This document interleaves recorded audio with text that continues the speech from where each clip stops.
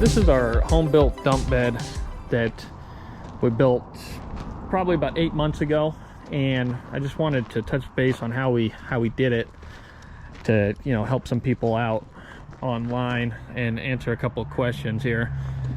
We built this over the course of about a week, using the Power Supply PH 520 8-ton hoist and dump kit.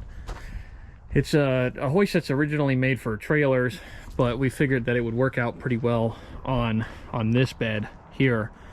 And a couple of the interesting things that we did is my other dump trucks are a little bit too tall, so we decided to forego the frame on top of a frame and instead build it into the frame of the chassis itself. One of the mounting solutions that we had here was actually to make this cross member a little bit longer, and then to brace up this. So we made this whole piece so that we could bolt the hoist itself to the frame, and we did weld it to the frame, which is not exactly what we wanted to do, but it doesn't actually impede it from having any other bed on it. Pretty much what we would do is just unbolt from there and then unbolt the hinges at the back of the bed. Now, I have another dump truck and then a lot of 14LXs from Big Tex. So we looked at all the other equipment that we have and decided to, you know, where we would put the strength in the bed itself. And to save, you know, frame height, we went with a 3-inch quarter wall C-channel, and then did it 12-inch on center all the way down for a total of a 14-foot bed, and then did a 3x6 188 wall for all 4 corners, from side, top, and back. And I figured that would be sufficient enough to hold the entire frame of the bed itself. So I mean, it's very stout, especially compared to the napide bed that we have on our other dump truck. I've been not super impressed with that so far.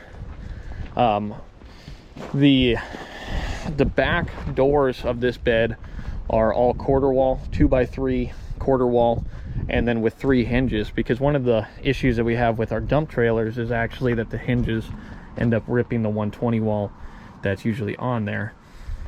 Now, this bed is specifically meant to be able to tow a trailer behind it. So we've actually added this Buyers Products rear bumper, which is made for a Ford. And we have that on our Ford dump truck, but we retrofitted it into this bed by bolting and welding it onto the frame. I just wanted to make sure that it was fully on there, and we have no reason to be taking it off, so we decided to weld it for extra security.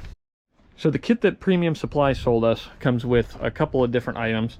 It comes with this hoist complete, as well as this safety bar and hat that's up there, as well as the hinges on the back of the frame, and also this entire control unit here. It's been a really good kit for us, and really it was, you know, plug and play as much as it can possibly be. You pretty much just hook up wiring to it and then you're good to go.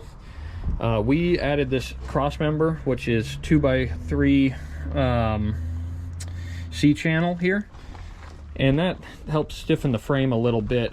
And one of the cool things that we did actually was tear this cross member out right here, and then we added this one, which is also a cradle for this to sit in, because this bed is so low that it actually was in danger of hitting the drive shaft when it was fully loaded. So this cradle holds this entire hoist up and out of the way, because the whole point of this bed was that it can be as low as possible while still maintaining rigidity. One of the things that we thought was really important when making the bed was to have no metal on metal contact on the frame, because the entire frame is made up of all these rivets here all the way around. And so instead of, I've seen people with their homemade beds put wood on here, you know, 2x4s or, you know, 1x4s or something to kind of help out with a sort of wear point that would be able to be replaced easily. and we opted to use Trex instead because it you know, is made to last. And this bed's dumped like multiple hundreds of times so far and has had really no wear on any of the Trex, just you know, slight marks and whatnot, but I think it's definitely worth the upgrade to do that.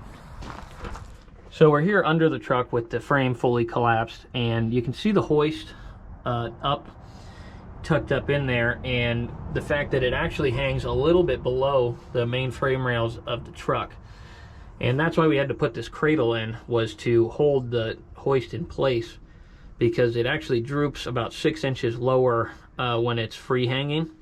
And this maintains some rigidity while we're driving down the road, and also keeps it out of the way of the drive shaft. So here's the basket that we made in the front of the truck. We made that 8 feet by 4 feet with 16 inches deep, and we're able to fit wheelbarrows, all sorts of tools up there, and then store it out of the way. And it makes it really nice with how low the bed is being able to get up in there and grab the tools that we need. We're also able to store the tarp on front of that basket, and the automatic tarp makes it much easier to uncover your loads at the dump. You know, saves minutes every time you're tarping and untarping the vehicle. Here we are at the back of the truck, and I just want to point out how we did the doors. It's a normal trailer cam lock system, and the doors interlock into each other. So we put this cam lock on the back by the lights, and then at the top the other cam lock is on the other door, so they suck themselves together when they're closed here, and they just open really nicely with the 3 hinges. And we just hook these chains up to those D-rings, and it seems to be the cheapest and most efficient method of locking doors in place while dumping. So I want to touch base about the tarp. This is a US tarp automatic tarping system, and we've been really happy with it. It was only about $700 when we purchased it, and really had no failures. The only issue with the kit is that they use a switch without a remote solenoid, and I've actually had a couple of those switches blow up. So what we did was we put the tarping system on a winch solenoid that's remote, and it's under the seat. So we have all that set up, and we move the seat forward here, and then we go in, and then it's just on this little switch right here. So if we want it to winch out, just sucks it right up.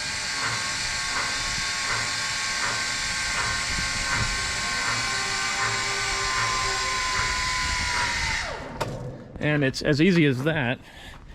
And now the thing is fully untarped, and we've had really no issues with it at all. With the remote solenoid, it's really nice, because then we don't have to have a big bulky switch here, where I can just flick that and it goes back out. Super easy. It's probably the best $50 deal that I could have added to it, really. All right, so now the truck is hooked up to one of our trailers, and this is what I wanted to point on, is why we don't have a crazy overhang on this truck.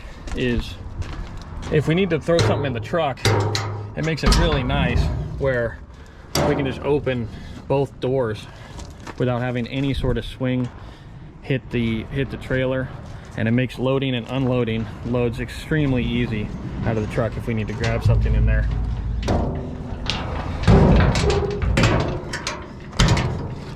And as well, I mean, we work in a pretty hilly area, and when we need to jackknife the trailer, it takes a lot to end up hitting it. I mean, you can see that it's a little bit bent up there, so we've definitely hit it a couple times, but not as much as if this truck had a bunch of overhang and had the hitch kind of stored underneath the truck.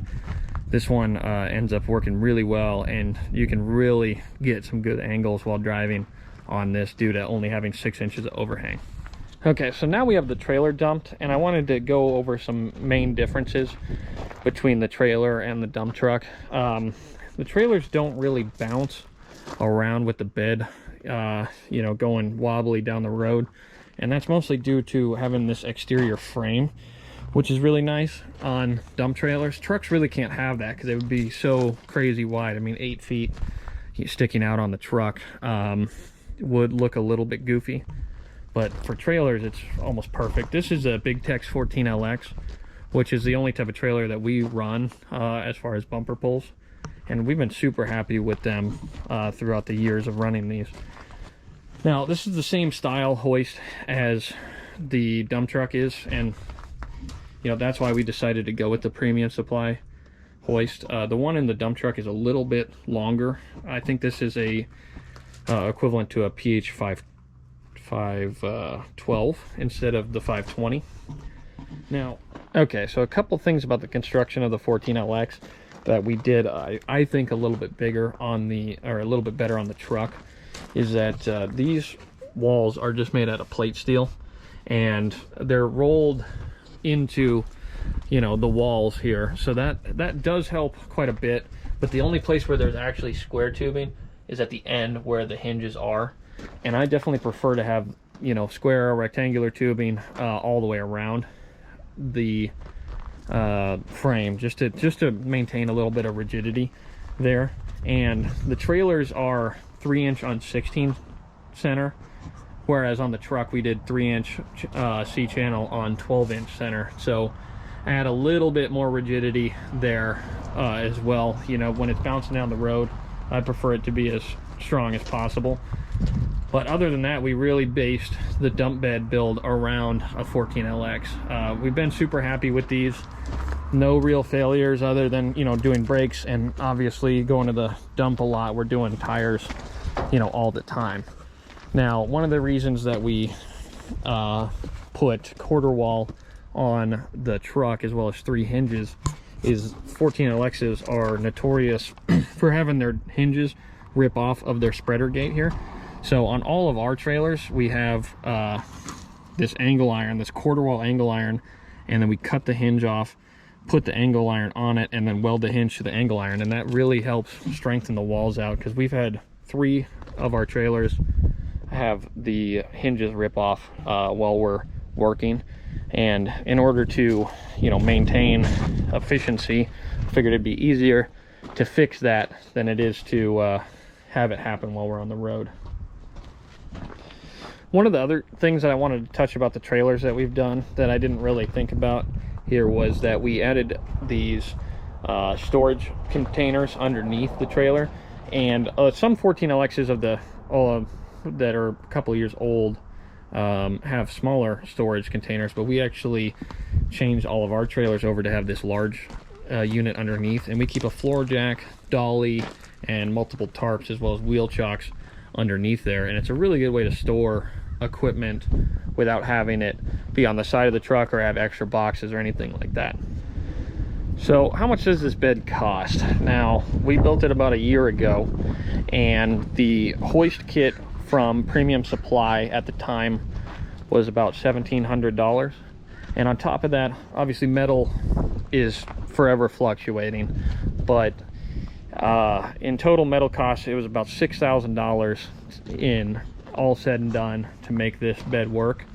And we only, I painted this with tractor paint, single stage out of an air gun, and it took about a day and a half to fully paint the entire bed, and it's holding up pretty well. You know, it was definitely worth the cost of that. But other than that, we're a total of about $40 to $50 in lights and miscellaneous things like the chains and the weld-on D-rings to hold the doors open, and then $700 or so for the automatic tarp kit. You know, all said and done, we're roughly about $10,000 for this bed, which companies are charging upwards of $30,000 to make a bed, you know, similar to this. Granted, their beds are probably a little bit more refined than what we have here, but for all intents and purposes, this one works extremely well for what it is, and it had my needs in mind when we were making it, which is not having a crazy overhang, being able to effectively tow a trailer, and to fit as much garbage as we possibly could. So here's the truck and the trailer fully dumped. We made the truck be able to dump at 40 degrees, which is the same as a 14LX, and we found that that rarely gets any material stuck inside of it. We don't have D-rings inside of the truck bed, whereas the 14LX has D-rings for, you know, holding equipment down, skid steers and, you know, small stuff like that. But the reason we elected not to do that in the dump truck is it makes everything not really get stuck in there, and we've been super happy with it. According to Premium Supply, this bed can be up to about 16 feet long, so it can have a 2-foot overhang, but fully dumped, you can see, you know, how small, again, the overhang is versus the trailer, and this seems to be exactly what we need. So the reason we put the ram where we did is it's a perfect mix of weight and angle, because if we put it more towards the cab, it would be able to dump more weight, but then it would have less angle. And I found that when we're dumping, we have another trailer that dumps at 35 degrees, and stuff gets stuck in there all the time, so I really wanted to have that 40-degree angle. And honestly, we've never put a load in this truck that it couldn't dump, and that says about all you need to know about it. Is it works really well, and with a really good angle, nothing's really getting stuck in there, and it's a little bit slower on the up and down than our other dump truck is, but all things considered, it's a really strong ram, and it's really good for the price.